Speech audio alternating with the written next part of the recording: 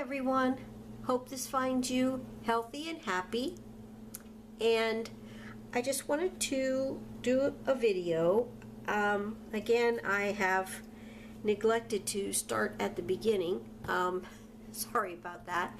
I was just doing a few things here, and I have decided to get in a couple of challenges here recently, and so I was working on some of those projects, and I decided that I was going to just, well, go ahead and plunge in and do my very first art journal page. Now, I have a spiritual art journal. It's a small journal. Some of you may have seen me work in it a little bit from time to time. I used a little old calendar and have been working on my little spiritual art journal, but I've never really done like a normal regular sized art journal page. And I had this just this piece of paper laying around. It's just kind of tan brown, whatever. It's not really cardstock. It's just a paper. It's 8.5 by 11. And I know that over at this one little thrift store that I go to, there's some, I'm not sure if they're watercolor or what kind of paper is in them, but they're like a tablet, and they're very, very inexpensive. And so I thought that I could glue this into that once I get the journal. But like I said, I started it without you, and so I thought I would come on and see if I could attempt to describe to you what I've done so far. And this is basically the background of it, as you can obviously tell. And what I actually have done so far, or what I started off by doing, is I put some color down on the page first off. And you can see a little bit of it here still in the background, like here, and you can see it through here, and some of the background you can still see some of the color. I have a set of gelatos, and recently I just got at that same little discount store, there were these kits. They were Faber-Castell kits that you could buy, and it was just like a little kit that they had put together for a person to, and has a little book in there, a book to show you how to use some of the products. Let me grab one, I'll show you if I can.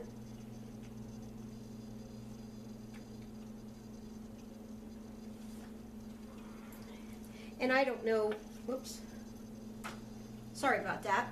And I don't know if they still have these or still make these, but this one is card making design, and then it had some products and some little papers and some things actually in the little kit. And like I said, I don't know if they still make these or not, because they were at this little discount store, and they were very, very, very inexpensive. So as part of my Christmas present to myself, this is chalkboard techniques on this one, and this one was gelatos and stuff. And so I got these three. These were the only three kits that they actually had, 3 different ones, and these are some of the products that you got in this little kit here. Anyway, I'm not going to go on too much more about that, but those are, anyhow, I had some other gelatos, some new gelatos that I wanted to try out. So basically what I did was I put some gelatos down on the page, activated them with water, and you know, moved them around, and I really like those. I think they're fun to work with. But anyhow, so then after I did that, I did some stamping, and I have a Tim Holtz background stamp here that you can probably see most of that still in the middle there. I mean, it's kind of all over. And then I found this little background stamp. Well, I'm using it for a background stamp. It's a little kids stamp. And all it has on it is Joshua Morris, which I have no idea how old it is or what it is. This is a little piece of paper that they have stuck on here, and this is just that harder foam, and it's a little rubber stamp. It kind of looks like a corkscrew or a spring or something, and I just think it is so cool. I just love it. I love it for a background stamp. So I used that after I put the color down and let it and dried it really well. I did some stamping, and then after I did that, I used a little stencil, a little mask like, and put some the excuse me, the products that came in those kits were in little tubes like this. This one is the glass bead glitter gel. I think they were just little kits that you could get to, you know, try out some of their products, but anyway, they're fun. They're fun for me. So anyway, there was a tube like this, and it had some called whipped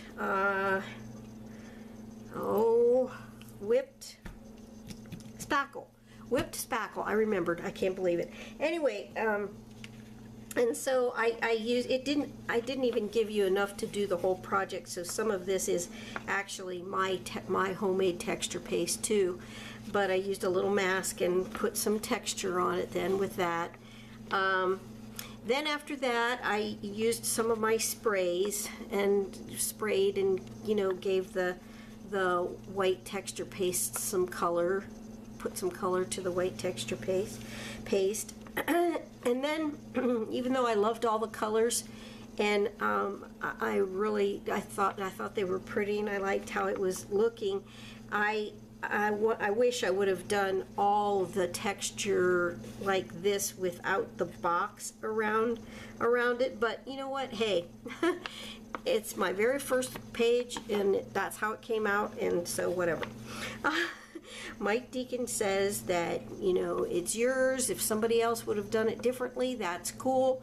That would be theirs, but this is yours. You can do with it whatever you want. And so I really, he also has a video out, and I'll put the link down below to it, that says, do what, you know, just go ahead and start. You know, nobody's looking over your shoulder. Nobody is you know, going to judge you or whatever. You can do whatever you want.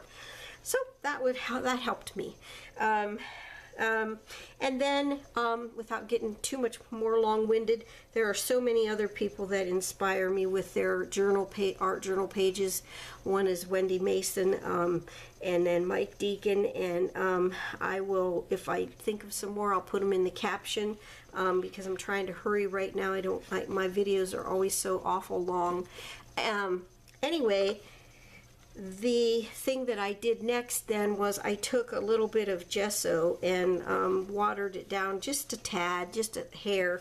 They even sent some gesso. Now I have gesso, my own gesso, but they even sent a little thingy of gesso in the one of those kits, and so I used theirs and watered it down a little bit, and then I just kind of gave it a wash over the whole thing, and it knocked the color back just enough that it wasn't like really, it's still nice and bright, which is what I like and what I wanted, but it just took the, I guess, the harshness off of, well, you guys know way more than me. So anyway, this is it.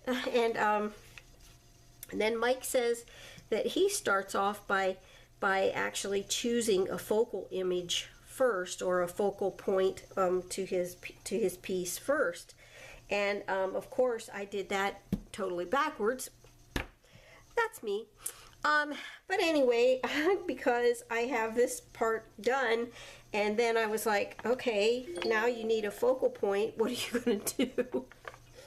So anyway, I did have some images printed off, and I found this butterfly, and I really like this image of this butterfly, and it has little hearts all over it, but it just, I don't know, I just like this image, and I kind of like it on this background. So what I'm going to do next then is, and I will speed through all this of course, but what I'm going to do next is I'm going to go around this image with black, probably my black Jelly Roll pen, and make the edges of it a little bit thicker, should I say, so that I can fussy cut it out, because I'm a terrible fussy cutter, and I don't like to fussy cut. Anyway, so that's going to be part of my focal image, or it's going to go on there as a focal image, focal point. And then after that, I have no idea what's going to happen. So I'm going to go ahead and fast forward through this, and maybe put some captions on, and I will talk to you at the end. But I just wanted to put this video up because I finally actually stopped talking about it. Well, I've actually had a few days in a row here where I can actually craft uninterrupted. We had some snow here and some ice, and they shut the entire city down. So you know, I got to use my new set of watercolors. I don't even know who makes these or what brand they are or anything, but they're really nice, and I used them to help color in some of the white on my anyway, I got to use a couple different things that I hadn't used before, and so I'm going to go ahead and buy that little tablet or journal or whatever it is over there when I can get out again, and start putting these, gluing these in, and we'll see how it goes from there. Okay, hang with me if you'd like to, and I'll speed through this and we'll see what happens.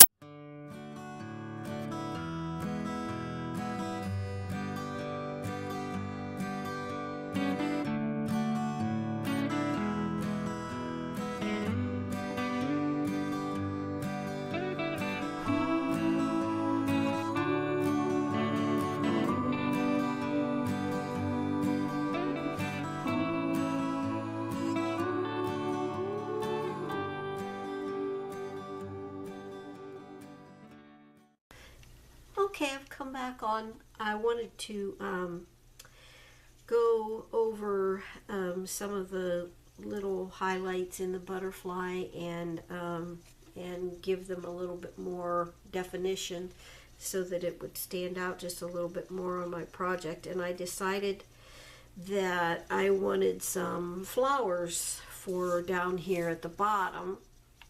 So I'm going to go ahead and do those, and I will speed it up again so that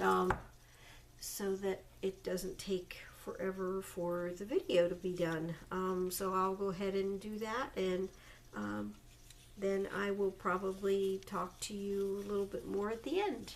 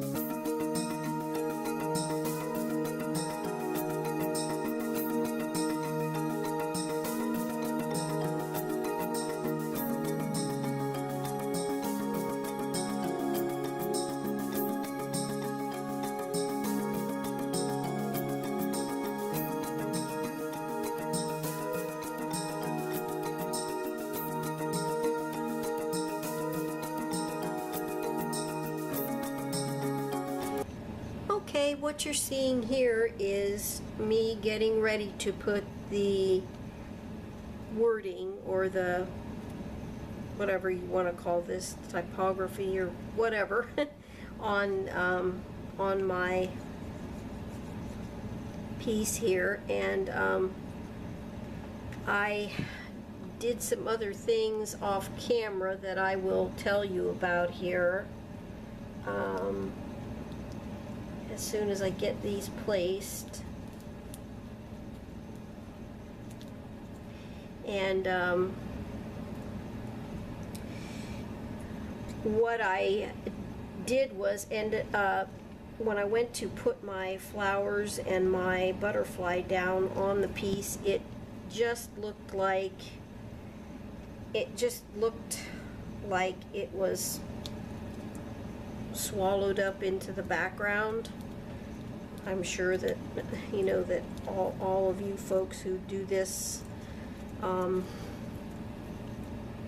way longer and better than I do know maybe what I'm talking about. It just looked like it wasn't popping off of the piece. It didn't look like you could see it, you know. So anyway, long story short, I needed something, or wanted something, to make the focal images pop off of the page a little bit better. So I decided I would use the drywall repair tape stuff. It's, you know, kind of sticky on one side, and in my case, I had one tiny little piece of kind of a teal green color, and I thought that went nice under the butterfly. And then I used white strips down here at the bottom and kind of like mounted my flowers on top of the drywall strips. And then I added, just with my finger, I added a little bit of white gesso to the grid pattern, just to kind of make it stand out a little bit more even. And it says, always be grateful. And what I'm going to do, I'm going to go around the words a little bit with, I think, some black marker, and then I think I'm going to go around the very border, give it a little bit of a border with some like black doodling. So I will be back when I'm done with that, and then it will be all finished. So see you in a bit. Okay, I'm back, and I think I'm going to call this very first journal page done. I'm going to go ahead and put 2017 down on the bottom of it, but I don't think I'm going to sign it. I know who I am, so it's just for me. So but at any rate, there it is, and I hope that you like it. I hope that you enjoyed this video. Like I said, I will put links down below in the description box for the folks that have inspired me to do some art journaling. I really had fun doing this. Like I said, I've had a couple of days here to actually craft, and it's been so nice and so fun. And yeah, so tomorrow is back to reality again. But I hope to get in a few things here and there. I did get my projects completed that I wanted to get done. I just have to do a few little odds and ends and then get them mailed off. But yeah, anyway, that's This is my very first art journal page, and I'm very happy with it. I really like how it turned out, and yeah. So I hope to do some more. So if you, like I said, if you like this video and you want to see more like this, let me know in the comments.